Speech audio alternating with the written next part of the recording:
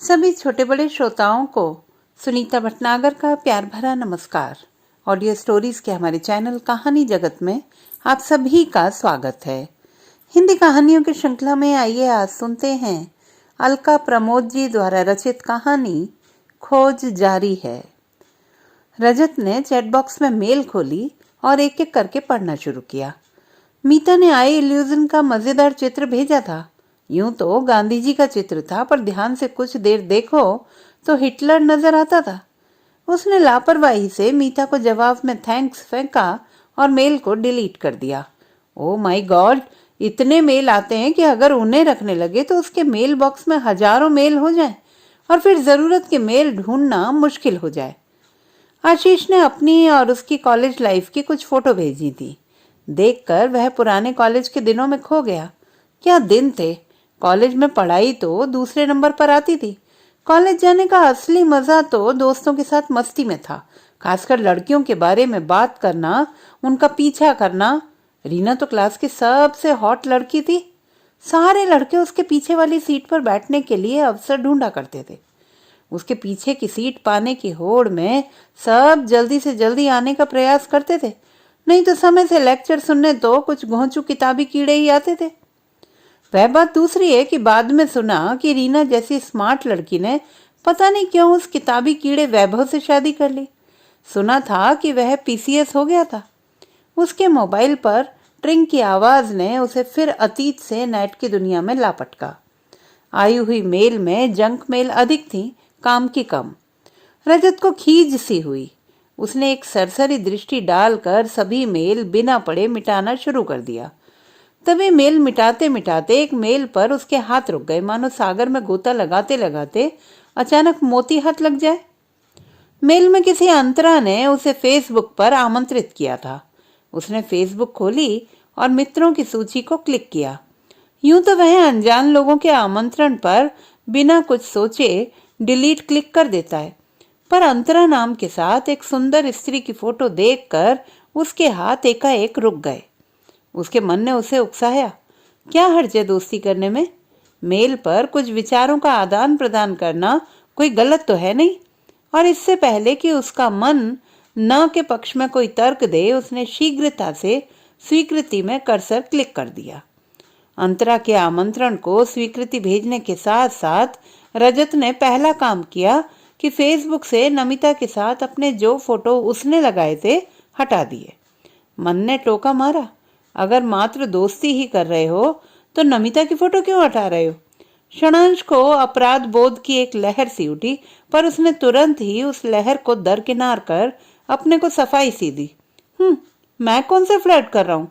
नमिता के साथ अपनी फोटो तो इसलिए हटा रहा हूँ कि अपना व्यक्तिगत जीवन हर एक से बांटना कुछ अच्छा नहीं लगता। रजत अपनी अकेली कोई स्टाइलिश सी फोटो ढूंढने लगा। उसे ऐसी कोई फोटो नहीं लगी जो फेसबुक पर लगाए। अपने पर उसे गुस्सा आ रहा था। फिर उसके गुस्से की दिशा नमिता की ओर मुड़ गई। जहां भी जाती है अपनी फोटो खिंचवाती रहती है। वह तो बेचारा बस फोटोग्राफर ही बना रहता है, बस मैम साहब के पोज लेते रहो। बड़ी मुश्किल से उसको एक फोटो ऐसी लगी जो प्रभावशाली थी। उसने उसे फेसबुक पर लगाया और कुछ ही क्षणों में अंतरा ने लिखा, वाओ लुकिंग हॉट। रजत का तो मन बल्लियों उछलने लगा। उसने तुरंत धन्यवाद देकर आग्रह किया, अपने बारे में कुछ और बताओ। मैं अकेले रहती हूँ और तुम? मुझे भी अकेला ही समझो। वह क्या कहते हैं कि भीड़ के बीच अकेला? रजत ने गोलमोल से जवाब दिया। पढ़ती हो या जॉब कर रही हो? जॉब कर रही हूँ यार। I like smart and self independent lady. तब तो मैं आपकी पसंद पर खरी उतरती हूँ। वैसे मैं मल्टीनेशनल में एग्जीक्यूटिव हूँ और जहाँ तक स्मार्टनेस का सवाल है, लोग कुछ ऐसा ही कहते हैं। बाकी आप जब मिलेंगे तो बताइएगा। यानी कि मिलने का रास्ता भी खुला है? रजत ने मन ही मन सोचा। यह तो बस प्रारंभ ही था। धीरे धीरे रजत का इंटरनेट का आकर्षण नशे में बदलने लगा। फिर तो रजत का संसार ही मानो अंतर्जाल के आसपास ही सिमटने लगा था। ऑफिस हो या घर, यहाँ तक कि और कहीं भी अवसर मिलता तो फोन पर ही मेल देखने लगता। क्या पता अंतरा ने कोई मेल भेजी हो। अब अन्य मेल देखना और उनका उत्तर देना उसे व्यर्थ का काम लगता। वहीं बोरिंग चुटकुले, नेताओं के कार्टून या प्राकृतिक दृश्य, कभी कभी तो बिना पढ़े ही वह मेल डिलीट कर देता। ऑफिस से आकर चाय का कप लेकर उसने लैपटॉप ऑन किया, इंटरनेट खोला। अंतरा की मेल आई थी। उसने अपनी फोटो भेजी थी। हर चित्र में उसकी अदाओं में मस्ती झलक रही थी। उसने लिखा था, मुझे लाइफ में मस्ती पसंद है। रजत के होंठों पर मुस्कुराहट आ गई। उसके मन में तरंगें उठने लगी। उसने तुरंत जवाब दिया, तब तो हम लोगों की खूब पटेगी। तभी नमिता अपनी चाय का कप लेकर वहीं आ गई और लैपटॉप की स्क्रीन पर झांकने लगी। रजत चौंक पड़ा। उसने तुरंत विंडो मिनिमाइज की और चिढ़कर बोला, ये क्या तरीका है? हर काम में व्यवधान डालना जरूरी है क्या? अरे मैं तो बस देख रही थी, तुम तो ऐसे चौंक पड़े मानो किसी लड़की की फोटो देख रहे हो। नमिता ने सहज रूप में कहा। यानी कि नमिता ने अंतरा का फोटो देखा नहीं था। रजत ने चैन की सांस ली और मन ही मन सोचा कि अब सावधान रहना पड़ेगा, नहीं तो जिस दिन नमिता को हमारी और अंतरा की दोस्ती का पता चल गया, समझो खैर नहीं। ऐसा नहीं कि अंतरा मात्र आकर्षक ही थी, उसका मानसिक स्तर भी रजत को प्रभावित करता था। धीरे धीरे अपने ऑफिस की समस्या हो या घर की, वह अंतरा से कहकर अपना मन हल्का कर लेता और प्रायः अंतरा की राय पर अमल करके उसकी समस्या आसानी से सुलझ जाती थी। रजत ऑफिस से लौटा तो नमिता ने बताया, विशाल का फोन आया था। कल उसने अपनी वेडिंग एनिवर्सरी पर पार्टी रखी है।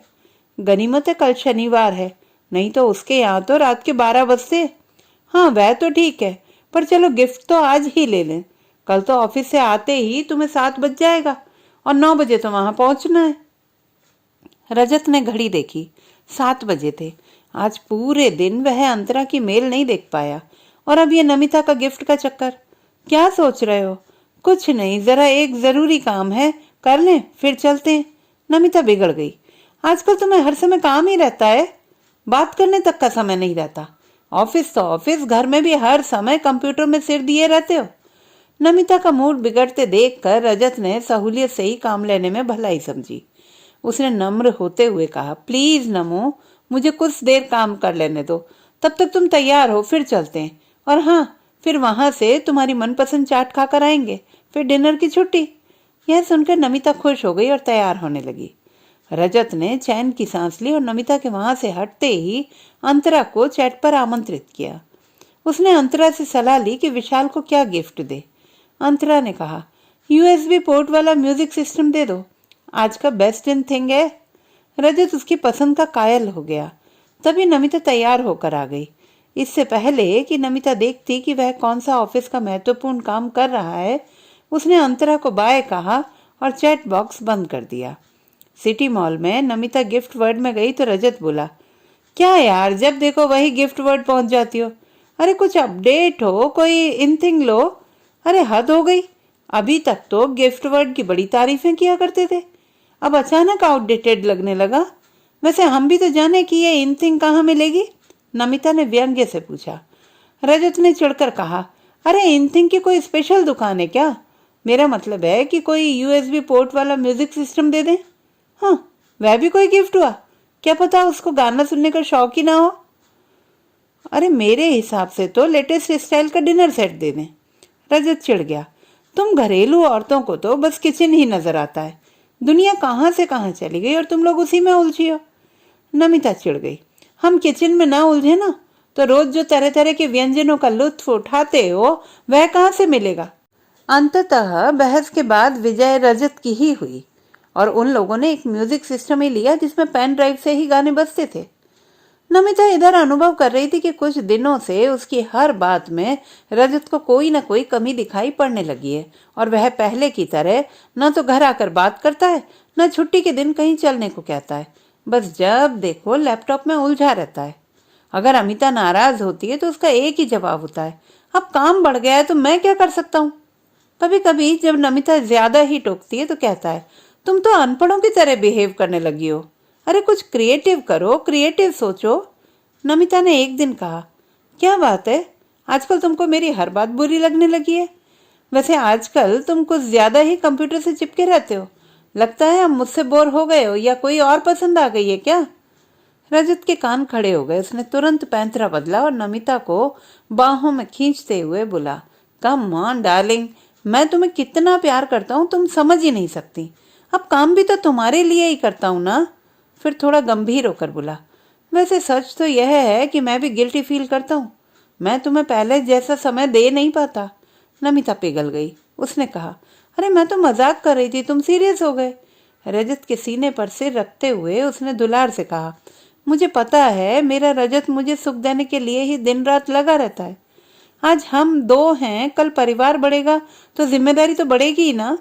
यह सुनकर कल्पना की रंगीन दुनिया में हिंडोले ले रहे रजत को लगा मानो हिंडोला झटके के साथ जमीन पर आ गिरा। इससे पहले कि उसका मूड खराब हो, उसने काम में व्यस्तता का नाटक करते हुए नमिता से किनारा किया और नमिता के जाते ही अपने मस्तिष्क की हाजिर जवाबी और अभिनय के लिए स्वयं ही पीठ ठोंकी। यह सच था कि अब उसका नमिता के प्रति आकर्षण मृतप्राय हो गया था। पता नहीं कैसे इसी नमिता से मिलने के लिए वह दिन रात उत्सुक रहता था। ना तो यह अंतरा जैसी हॉट और सेक्सी है और ना ही इसका मानसिक स्तर अंतरा जैसा है। अब तो बस किसी तरह उसे फीके पकवान के समान झेल रहा है। अंतरा का नशा उस पर मालती की बेल सा चढ़ता ही जा रहा था। रजत कब सोता है, कब खाता है, क्या खाता है, सब अंतरा को पता रहता था। अपना व्यक्तिगत जीवन कब रजत उससे बांटने लगा, वह स्वयं भी न जान पाया। अंतरा उसके जीवन का अंतरंग हिस्सा बन चुकी थी, या यूं कह लें कि उसके जीवन की धुरी बन गई थी और वह उस धुरी के चारों ओर निर्मित स्वप्न लोक में बेसुध सा घूम रहा था। चाहे अंतरा का स्टाइल हो या उसकी चुटीली बातें हो, ज्ञान हो या उसकी बौद्धिक क्षमता हो, वह हर तरह से उसका लोहा मान चुका था। अनचाहे ही वह नमिता और अंतरा की तुलना करने लगता और अंतरा का पलड़ा सदा ही झुका हुआ पाता था। सदा की तरह दीपावली पर रजत को बोनस की राशि मिली थी। नमिता प्रतीक्षा में थी कि रजत उसे कोई सरप्राइज देगा, पर उसकी प्रतीक्षा शून्य में खो गई। रजत ने अंतरा को बताया कि उसे बोनस मिला है, तो उसने तुरंत उसे इक्विटी बॉन्ड में नियोजित करने की राय दी थी और इसी के साथ रजत के हृदय में अपनी जड़ें और गहरे जमा ली थी। अंतरा से पूछे बिना तो वह कोई कदम ही नहीं उठाता। नमिता को भले ना पता हो, पर अंतरा को उसकी हर बात की जानकारी होती थी। रात को नमिता करवट लेकर उसकी बाहों में आ गई। उसने नमिता को बाहों में तो ले लिया, परंतु उसकी कल्पना में अंतरा थी। उसके हाथ भले ही नमिता को स्पर्श कर रहे थे, पर वह कल्पना अंतरा की ही कर रहा था। एक दो बार तो उद्दाम आवेग के क्षणों में उसके मुंह से अंतरा का नाम निकलते निकलते रह गया। अब तो स्थिति यह हो गई कि रजत के लिए अंतरा से दूर रहना कठिन हो रहा था। वह जब भी अंतरा को मेल भेजता मिलने के लिए अनुरोध करता, पर अंतरा हर बार बड़ी चतुराई से उसके अनुरोध को कल पर टाल जाती। उस दिन जब अंतरा ने मेल पर लिखा हाय, तो उसने कोई उत्तर नहीं दिया। अंतरा ने फिर लिखा, मुझसे क्या गलती हो गई? रजत ने तो भी कोई उत्तर नहीं दिया। अंतरा ने लिखा, पिछले पिक्चर में तुम बहुत कूल लग रहे थे, तो भी रजत ने कोई उत्तर नहीं दिया।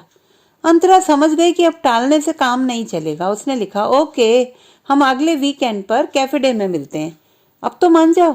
यह सुनकर रजत उछल पड़ा। उसका रूठना काम कर गया था। उसने तुरंत लिखा, इस वीकेंड पर क्यों नहीं? Cool baby, cool, patience, patience का अपना मजा है।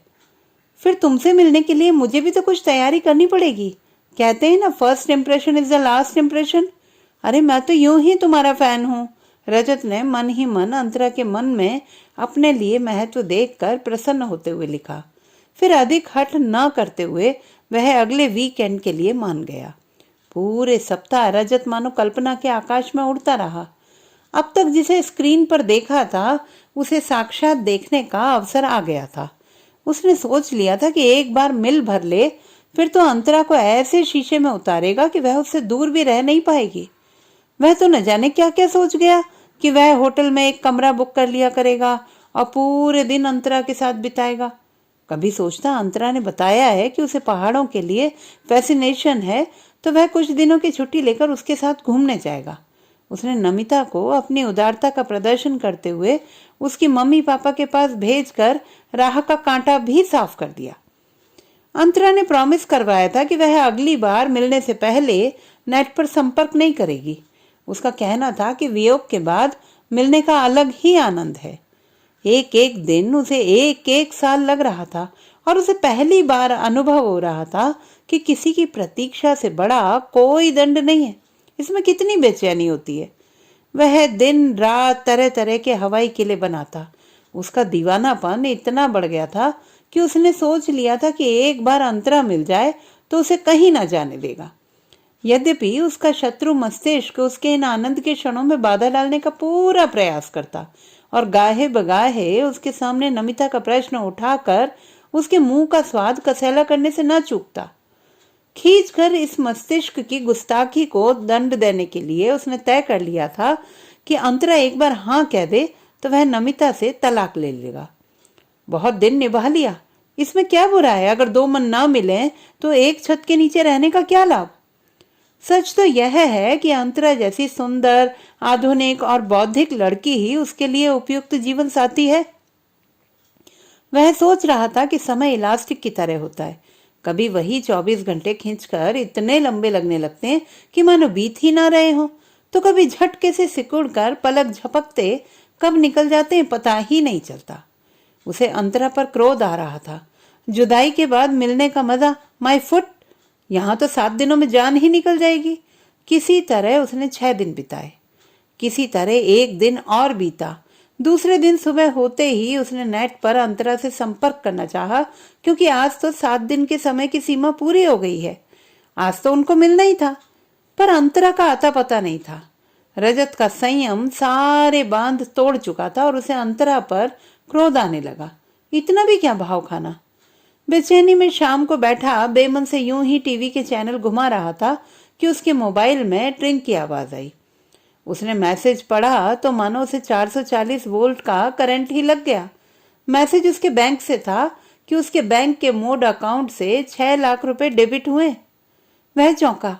इतनी बड़ी राशि कैसे निकल सकती है? उसने तो निकाला ही नहीं, बल्कि वह तो आज अंतरा के साथ कहीं बाहर जाने के लिए पैसे एकत्र कर रहा है। उसने तुरंत बैंक फोन किया, पर बैंक में तो छुट्टी थी। उसने ग्राहक सेवा में फोन किया तो पता चला कि ऑनलाइन उसके अकाउंट से 6 लाख निकाले गए हैं। अचानक उसके मस्तिष्क में संशय के सांप ने फन उठाया। कहीं सबके पीछे अंतरा का ही हाथ तो नहीं? मन ने विरोध के झंडे गाड़ दिए। नहीं नहीं, वह ऐसा नहीं कर सकती। वह मुझसे प्यार करती है, मेरी सच्ची दोस्त है, वो ही कर सकती है। मूर्ख, मस्तिष्क ने डपटा। तूने तो उस दिन बातों बातों में अपना पासवर्ड भी बताया था। मन बगले झांकने लगा। उसे समझ नहीं आ रहा था कि अपनी मूर्खता के लिए कहाँ मुंह छिपाए। वह दिन और आज का दिन रजत को अंतरा नहीं मिली, ना तो नेट पर, ना ही साइबर क्राइम की रिपोर्ट पर की गई खोज में। उसकी खोज आज भी जारी है। तो दोस्तों, ये थी हमारी आज की कहानी। आपको कैसी लगी कमेंट बॉक्स में लिखना ना भूलें। चैनल को सब्सक्राइब करें, लाइक करें और मित्रों के साथ शेयर करें।